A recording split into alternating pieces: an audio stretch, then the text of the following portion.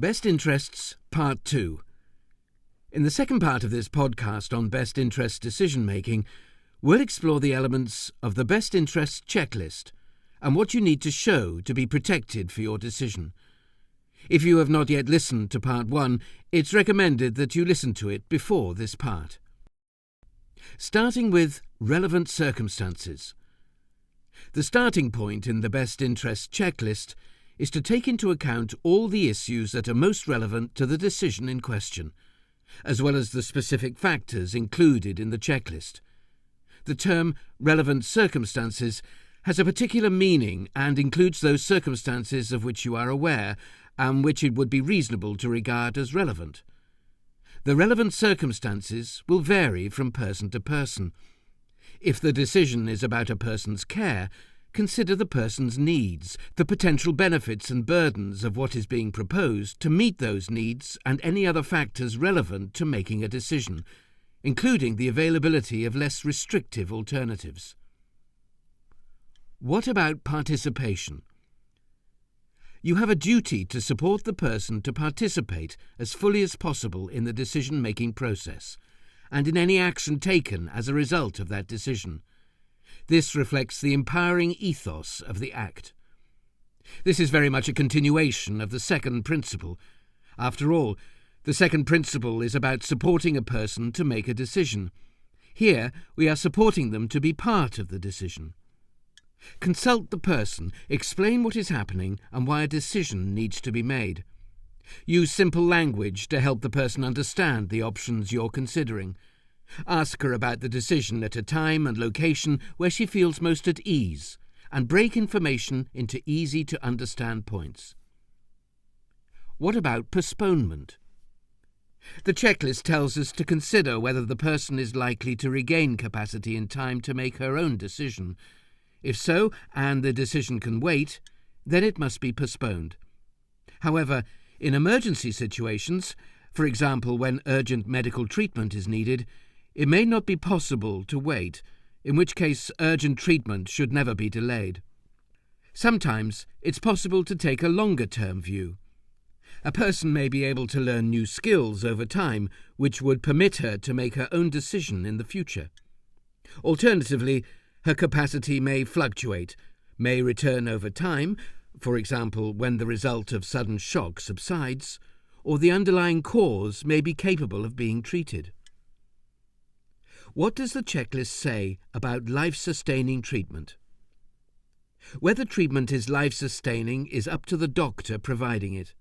The Act says that a decision about whether life-sustaining treatment is in a person's best interests must not be motivated by a desire to bring about her death, even if this is from a sense of compassion. However, this does not mean that a doctor is obliged to continue to provide life-sustaining treatment that is not in the person's best interests, even where her death is foreseen. There will be some cases where treatment is futile, perhaps overly burdensome to the person. It may be in the person's best interests to withdraw or withhold life-sustaining treatment, even where this may result in death. If one exists, a doctor must weigh a person's written advance statement of wishes requesting particular medical treatment, such as artificial nutrition and hydration, against all other relevant factors in the checklist. Are wishes and preferences important? You need to consider a person's past and present wishes and preferences as far as you can ascertain these in the available time. Your eventual decision must reflect the person's wishes, which must be weighed alongside other relevant factors in the checklist. If your best interest decision departs from the person's wishes, record the reason for this very clearly. A person may have made a written advance statement of wishes and preferences when she had capacity, expressing her views about the kind of care she wishes to receive. Pay particular regard to this and remember that written statements carry more weight.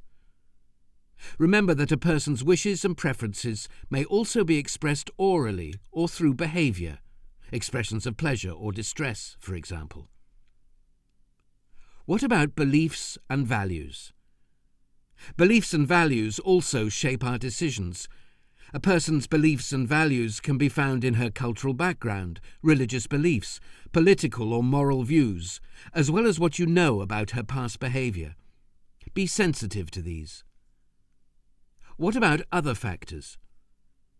There may be other factors which the person would consider if she were able to do so, such as the impact of a decision upon other people, her relatives, friends, or carers perhaps. A best interest decision may be made that benefits other people as long as it also benefits the person. This has the potential to take best interests beyond the person's own interests. So, to use a medical example, taking a blood sample from a person who lacks capacity in order to check for a genetic link to a disease within the family might not only benefit the person, but might benefit her relatives. It may be reasonable to conclude that she would have taken this wider benefit into account if she had capacity to decide whether to give a sample of blood. Do I need to consult other people? You have a duty to consult other people to determine her best interests, if practical and appropriate. These people include anyone the person has named as someone to be consulted for this decision or decisions like this. Anyone involved in caring for the person. Anyone interested in her welfare, such as family carers and close relatives. An independent mental capacity advocate, if one has been appointed. Remember, one will be appointed for certain decisions if the person has no family or friends who it would be appropriate to consult. An attorney, and a deputy appointed by the Court of Protection. Ask anyone you consult what they think is in the person's best interests and why. They may also be able to tell you more about the person's wishes. What does the Act say about confidentiality? Consulting others means that you need to share information appropriately. Balance your duty to consult other people with that person's right to keep their private information confidential. To be safe, only seek the views of people who you really need to consult about best interests, and whose views are relevant to the decision in question. Disclose only as much information as is necessary in the person's best interests. What if people disagree about best interests? Sometimes you may be faced with people who disagree about what is in the person's best interests. You'll need to find a way to balance these concerns. Start by reviewing all the elements of the checklist with everyone involved, including the person herself. It may be possible to reach consensus at a meeting. Ultimately, the responsibility for working out the person's best interests rests with you as the best interests decision-maker. Consider the need for advocacy support for the person, particularly if family members disagree among themselves or with professionals about what is in the person's best interests. Your conclusion and record keeping. Weigh all of these factors in order to work out what is in the person's best interests. Record your best interests decision with reasons very clearly. A clear, accurate record is evidence of your reasonable belief about best interests and will protect you if your decision is later challenged. Key points. It's always worth considering whether there is a need to decide or act at all. If there isn't, then don't. Assuming there is a need to make a decision, consider whether it can be postponed. When making a best interest decision, always use the best interest checklist approach. Avoid unjustified assumptions about what might be in the person's best interests based upon age, appearance, condition, or behaviour. Involve the person in the process. Test your decision against the person's past and present wishes and preferences, whether or not expressed as a written advance statement. If you depart from these wishes, you need to be able to justify why. Record your decision-making process, what you took into account, who you consulted, and who you did not consult, and their views, as well as your decision with reasons, in enough detail in order to support your reasonable belief. Be prepared to justify your decision if challenged.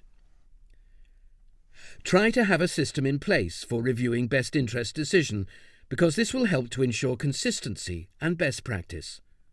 Also, Use a system for recording advance statements of wishes and preferences, lasting powers of attorney, and the appointment of court-appointed deputies, and understand the implications of these for decision-making.